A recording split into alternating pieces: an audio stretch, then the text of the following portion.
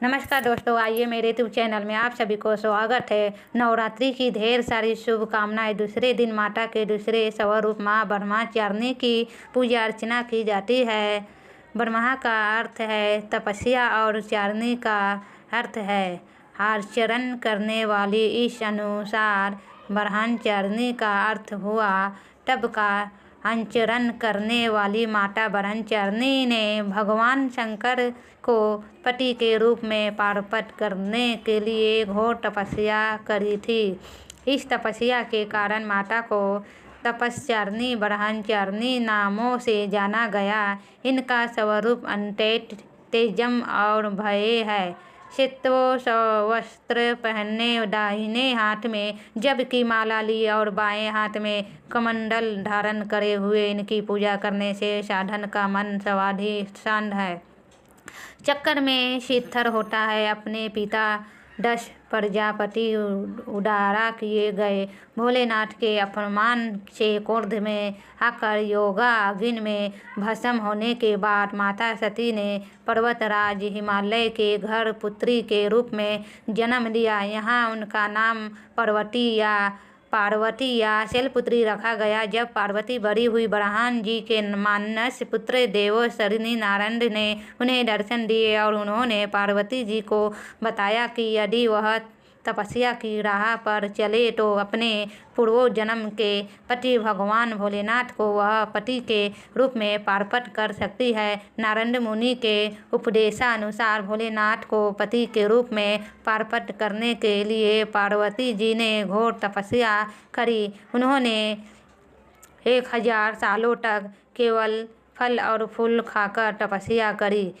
फिर 100 सालों तक केवल साग खाया। कठोर तप करते हुए माता ने खुले आकाश के नीचे बारिश, धूप और ठंड के भयानक कष्ट सहे।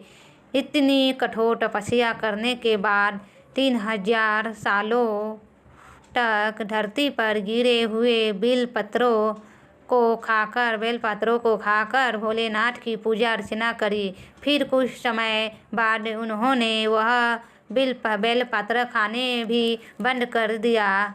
इसके बाद हजारों सालों तक उन्होंने बिना कुछ खाए पिए कठोर तपस्या किया। इस तपस्या के कारण देवी का शरीर दुबला पतला और शीर्ण हो गया। उनकी यह निर्बल दशा देखकर उनकी माता मैना को बहुत दुख हुआ।